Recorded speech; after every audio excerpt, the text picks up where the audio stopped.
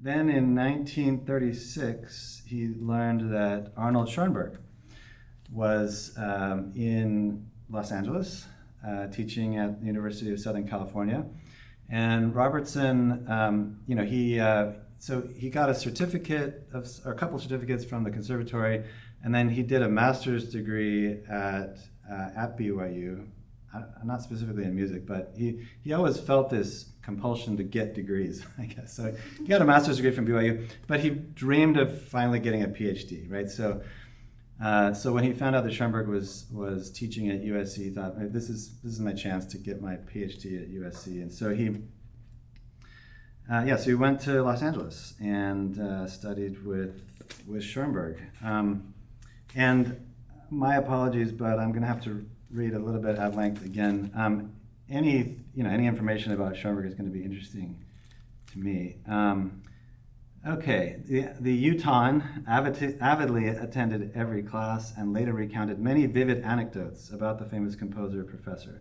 For example, on the first day, when a South American student gushed, "Oh, Mr. Schoenberg, I must tell you that every composer in South America is using nothing but your 12-tone system." Schoenberg dryly replied, "Is that so? And what are they saying with it?" Right?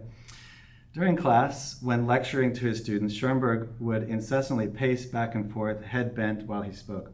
At each side of the classroom, he kept a strategically placed ashtray holding a burning cigarette, and as he reached the cigarette at either side, he would stop talking just long enough to take a puff. Somehow, he timed everything so that both cigarettes stayed lit. In fact, that was always a fact that always amused the Utahn. So he had an ashtray at either side, each with a cigarette in it, and he would have to time it to get the cigarette before it went out. When not lecturing, Schoenberg would sit at the piano and play and examine the students' projects. His comments about the work could be extremely pointed yet illuminating.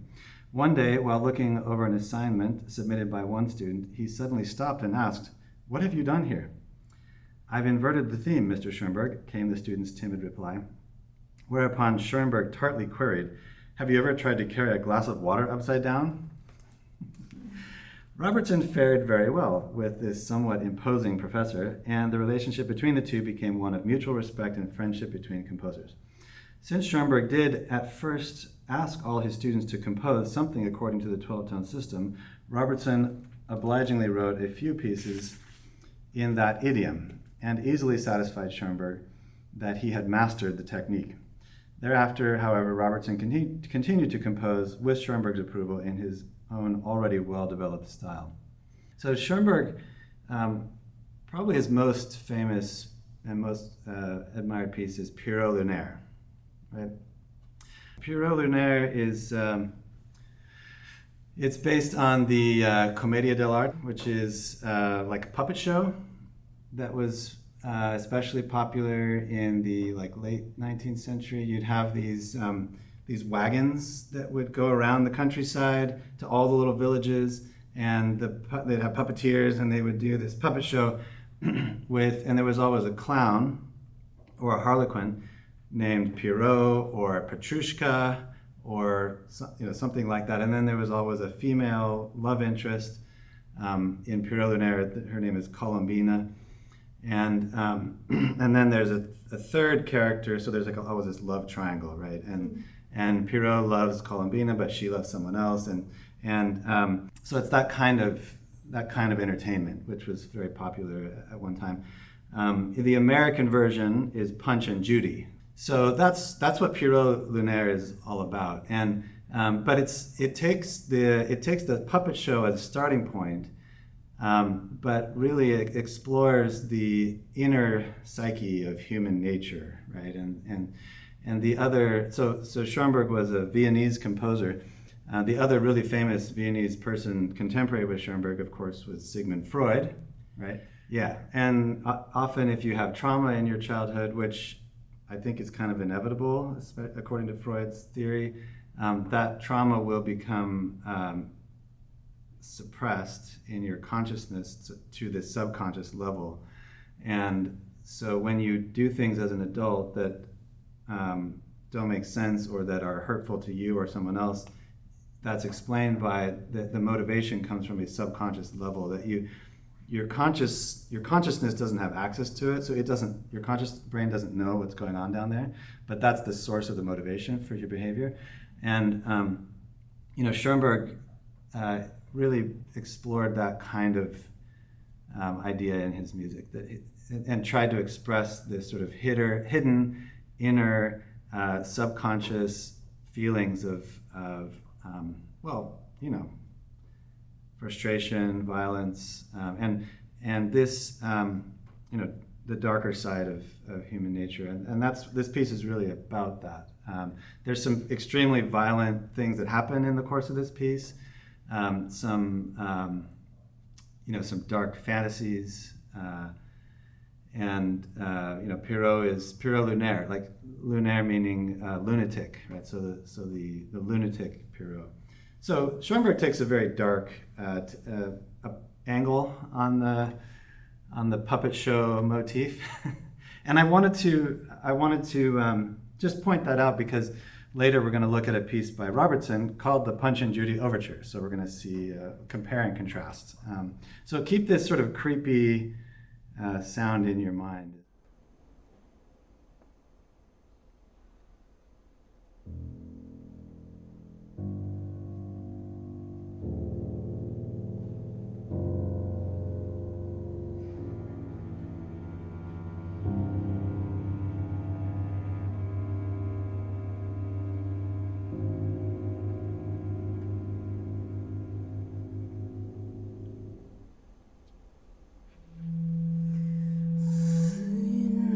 Schwarze Riesenfalter töteten der Sonne Glanz. Ein geschlossenes Zauberbuch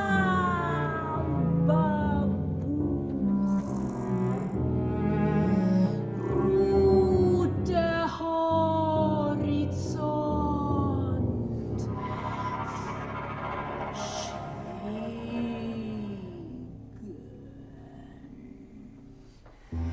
Aus den Qualen verlorener Tiefe steckt ein Duft, kommt ihm rum, ardent, finstere schwarze Riesenfalter töteten der Sonne Glanz.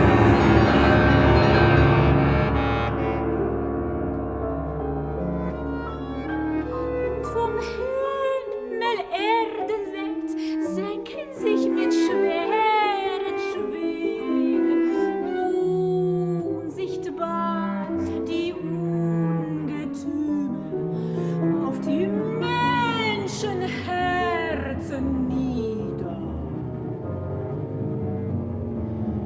Finstere schwarze Riesenfalter.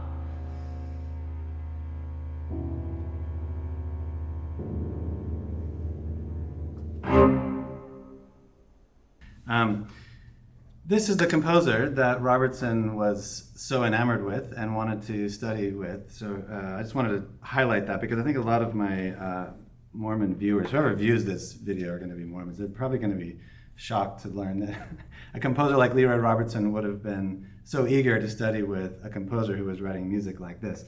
But he was. Schoenberg is even though his music was very rarely performed in his day, and still has never been frequently performed ever since his time, he is one of the top 10 composers of all time, right? He's pretty easily, I think, pretty comfortably in the top 10, in my humble opinion. In your top 10? He's in my top 10 for sure. I'd say he's maybe even in my top 5. One day, Robertson showed Schoenberg some graphs he had made of 2 Beethoven symphonies, which were similar to certain thesis projects he had been devising through the years for his own graduate students. Schoenberg himself, a great admirer and student of Beethoven's works, immediately grasped the significance of these charts and invited Robertson to his home, where they discussed and studied these graphic analyses at greater length. The friendship grew, and although Robertson had to return to Utah at the end of the summer, their joint research was to continue for many years. They even intended to collaborate in writing a book based on their findings. So he didn't just study with Schoenberg, but he developed a friendship with him and a correspondence with him for some years after the fact. After such an association, Robertson was likely puzzled to discover that Schoenberg had given him the grade of a C for his summer works for summer's classwork. However, some 10 years later, much to Robertson's surprise and gratification, Schoenberg sent him a copy of the following letter written to the USC registrar. In regard to the grades of Mr. Leroy J. Robertson in courses 108A and 208A, I would like to make the following explanation. Since this was my first class in America, and since it was the first time I had had to grade students, I was not accustomed to do it, and was embarrassed by this requirement. Therefore, I asked a friend what I should do. He recommended that I give everybody C, for he said this was a passing grade. Thus, the grade of C is not a personal evaluation of Mr. Robertson, whom I know as an excellent musician. I recommend that you give him an A in both of these subjects because I know he is a serious composer. Signed, Arnold Schoenberg. That's pretty cool, right? He was confused. I know, right? Okay.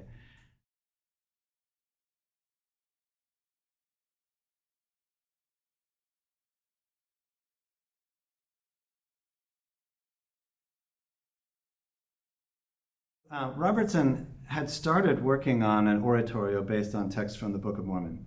And he had been working on this for a long time. This is a piece that's, a couple of hours long for orchestra and chorus and children's choir and just enormous forces. And so he'd been working on it steadily for some time.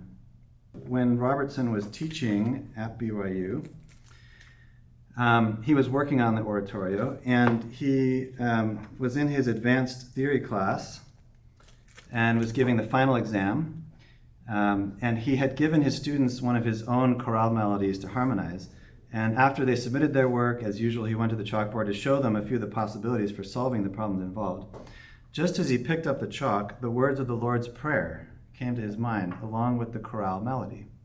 Do you know the Lord's Prayer? Our Father, which art in heaven, hallowed be thy name. Thy kingdom come, thy will be done on earth as it is in heaven. That thing. So that came to his mind along with the chorale melody that he had given his students, a chorale melody that he had written himself. At once he began to write, but so fast did the music come that he could scarcely keep pace. While the students watched in amazement, this teacher, caught up by inspiration, notated nonstop a complete chorale setting for this prayer, straight through from the beginning of Our Father to the final Amen. He was just transcribing the last notes when the bell rang to signal the end of the class. And while the students left the room in wonderment, Practical Leroy grabbed a bit of manuscript paper and rapidly copied the music from the board before the janitors could come in and erase it. At home, later that evening, he quietly commented with a faraway look in his eyes, I think something great happened today. I shouldn't make light of it. I think something great happened today. This simple statement proved to be a modest assessment of the work, for it soon became one of Robertson's most beloved and widely performed compositions. So, his setting of the Lord's Prayer became a staple for the Mormon Tabernacle Choir and was performed, many, many, many times. And also performed by lots of other ensembles. So it's the single most frequently performed and well-known piece that Robertson ever wrote. And if you were a member of this church, and if you're in the generation before mine, you would definitely know this piece well, because the Mormon Tabernacle Choir used to sing it all the time. Come,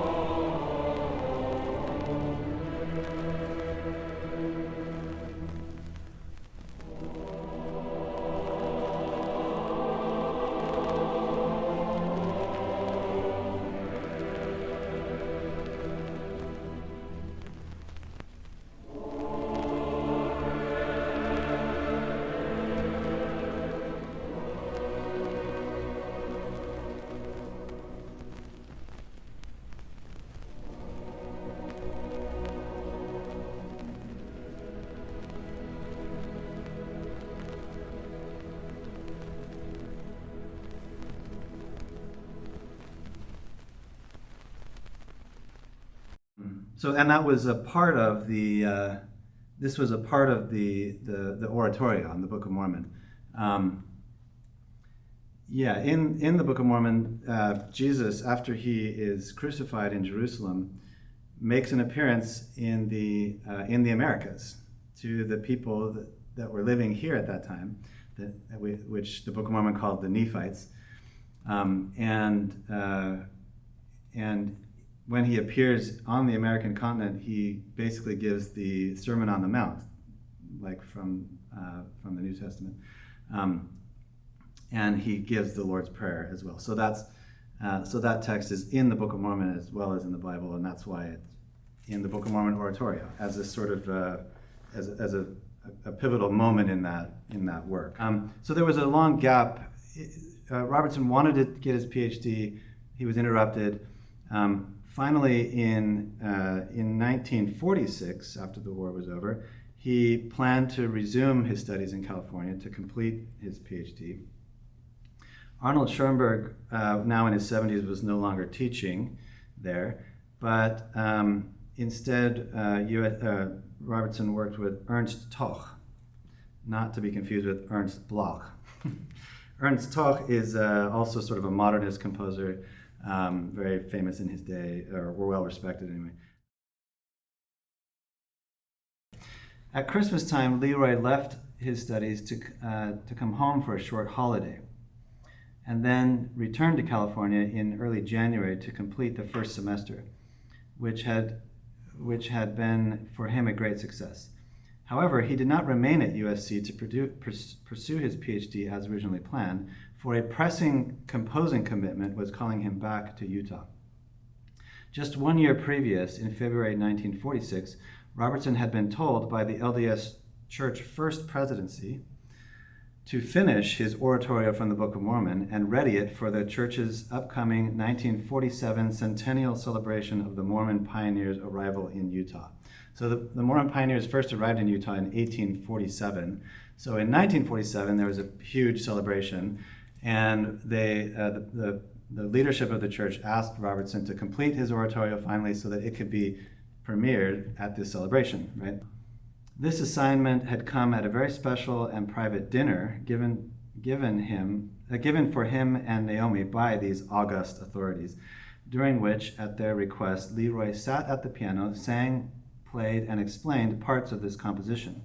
Before the evening ended, the First Presidency informed him that they wanted the oratorio to be the central showpiece for the summer-long festivities then being planned.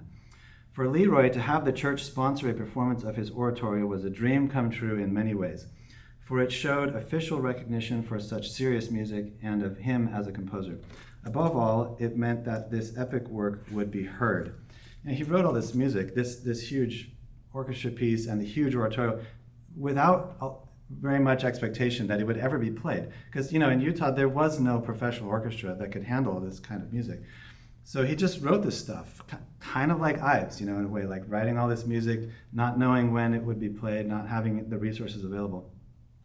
So to have this, this commitment from the leadership of the church to perform the oratorio, like I said, it was a dream come true, that at least it would be heard. Since that memorable evening, Leroy had spent every available hour working on it. But by this midwinter of 1947, he realized that if he was to meet the deadlines, not only of composing, but also of getting scores and parts copied in time. Remember, you had to write out everything by hand in these days, right? There was no such thing as PDF files. In order to get all that done in time for rehearsals and performance, he would need to devote all of his efforts to the oratorio only. So important was the project to him that he left USC and returned to Utah to concentrate solely on completing this work. Once again, in Provo, when Leroy inquired about using his old studio at BYU, he was informed that it was now occupied by someone else, and that there was, in effect, no room for him on campus. Undeterred, kind of like Joseph and Mary, right? No room at the end. Undeterred, he set up a card table at home in an upstairs bedroom and proceeded to write nonstop, hour after hour, day after day, almost around the clock. Evenings, when this bedroom was occupied by a sleeping child, he sat in the living room amidst the ongoing family turmoil, finalizing the last big numbers, oblivious to all else. The work progressed rapidly, By early spring, he had it nearly all composed, with only a very few pages left to the score. Then, and this is the plot twist, then one day, as he casually picked up the newspaper, he read an announcement that left him dumbfounded.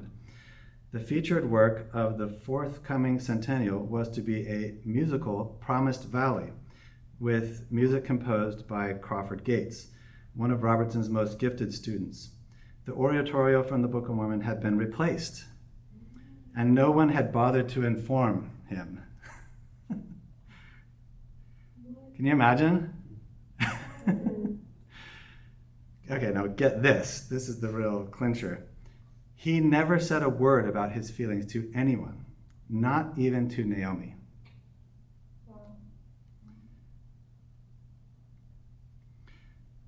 And let's see. Yeah, I have often wondered how Leroy felt. She would later write. Yeah, Naomi later wrote, I often wondered how Leroy felt, because apparently he didn't tell her how he felt. He was happy for Crawford, who had always been like part of the Robertson family, and was happy that one of his students had been given the task. But Robertson's own disappointment could only have been most keen, his heart broken. He simply put aside the nearly completed score, now apparently forgotten by the church authorities, and left it lying as he went on to other projects. I mean, the fact that he didn't ever complain to anyone, even his own wife, right? That's amazing, right? There's a man of some moral fortitude there, right? In 1945, there was a nationwide competition called the Reichhold competition, and it was sponsored by the Detroit Symphony, which was a big symphony back in those days. Probably still is a good symphony today, but the prize money was $25,000. And Robertson had this piece, the trilogy, this large orchestra piece, and someone convinced him to send it in for the competition, and he was persuaded to do it. He worked hard to get the copy done. He finally finished it right on, or just before the deadline, and sent it off.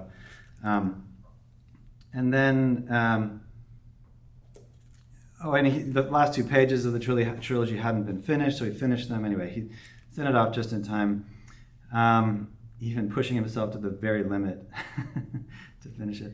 And then didn't hear anything about it. And then 2 years went by. In 1947, 2 years had gone by, still no word. So quite sure that the competition had long been decided in someone else's favor, in mid-September, Robertson wrote to the contest committee requesting them to please to return the 2 copies of the trilogy score. He loved this symphony and wished to have it back home, even though it had never been performed and he didn't have any prospects of it being performed. By return mail came a reply. The contest had elicited many more scores than had been anticipated, and therefore the judging had taken much longer than planned. Final results would be announced November 2nd on the ABC Ford Sunday Evening Hour broadcast. And would he kindly allow the committee to keep his score until then? Upon reading the letter, Robertson shrugged slightly, then pursued his daily task of teaching, composing, and more teaching. Then, Friday, October 31st, just 2 days before the scheduled announcement of the winners, as Robertson was in the middle of giving a late afternoon violin lesson, his studio phone rang. Somewhat annoyed at the interruption, he answered only to hear a very matter-of-fact voice on the line asking, "Are you Leroy Robertson? Are you a citizen of the United States? Are you a professor of music at Brigham Young University? Do you reside at 55 South 4th East, Provo, Utah?" After Robertson affirmatively replied, the mysterious voice simply said, "Thank you," and ended the conversation. Click. Perplexed, Leroy finished his day's teaching, went home, and told Naomi about the strange call, whereupon she reported that the same person had also phoned her at the house with similar questions. They both wondered what it might mean. The following day passed very slowly. Leroy gave his Saturday lessons as usual, but could not completely dismiss the phone call from his mind. Did it possibly have anything to do with the Reichhold contest? Might the trilogy perhaps have earned an honorable mention? Sunday, the day of the long-awaited announcement, was chilly and gray. Clouds moved in, and the first winter snows were threatening. About noon, the phone rang again, and this time it was pianist Andor Foldis, calling from New York, himself so thrilled he could hardly speak. All New York was abuzz with the news. Leroy Robertson had won. My emotions are out of control. It's part of being.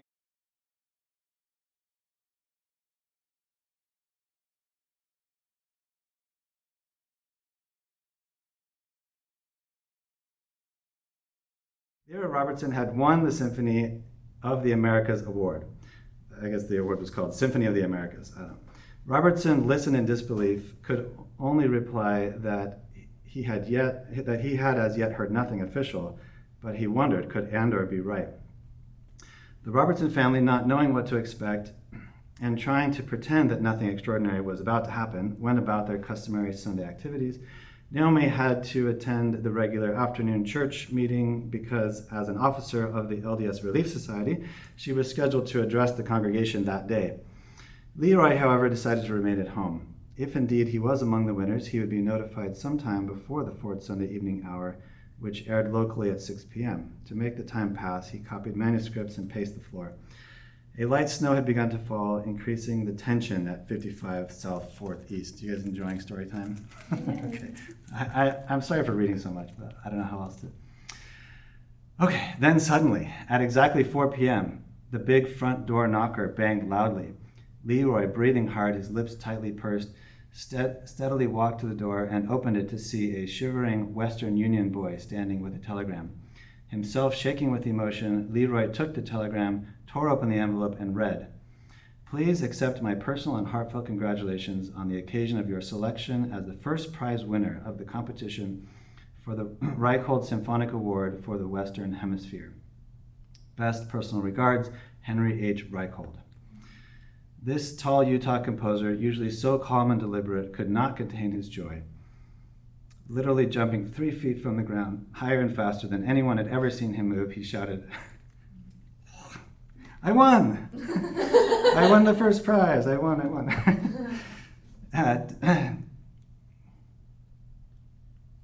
Determined forthwith that Naomi should be with him for the nationwide announcement, he rapidly bundled the 6-year-old Jim in an overcoat, took him by the hand, and tramped with his son through the snow to fetch Naomi.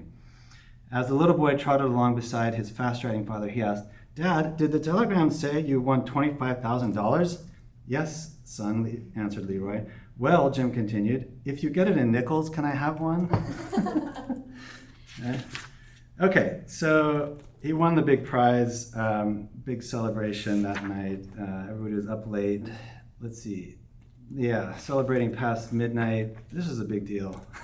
This is the biggest prize you could win in those days. And yeah, $25,000 in 1947. I looked it up this morning. That would equate to about $350,000 today. So that's a lot of money. The Grawemeyer Prize, I think, is $100,000 or somewhere around there. So over 3 times that much. And that's the kind of money that, especially to a rural Utah, is a game changer, right? So they were partying past midnight, and in the early Monday morning, after the partying ended and things grew quiet, the lights of the Robertsons' home once again stayed lit. Leroy had to sit up for a few more hours to finish copying orchestra parts for his overture to Punch and Judy. As promised, Abravanel had programmed it on his first Utah Symphony subscription concert, and its first rehearsal was scheduled for 9 a.m. that very day. I wanted to, so the performance took place in Detroit, and he and his wife traveled to Detroit for the performance.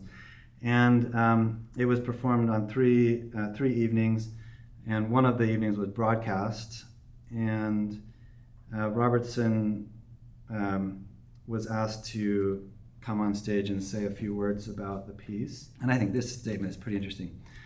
"I only wish the award had fallen into the hands of Mozart or Schubert."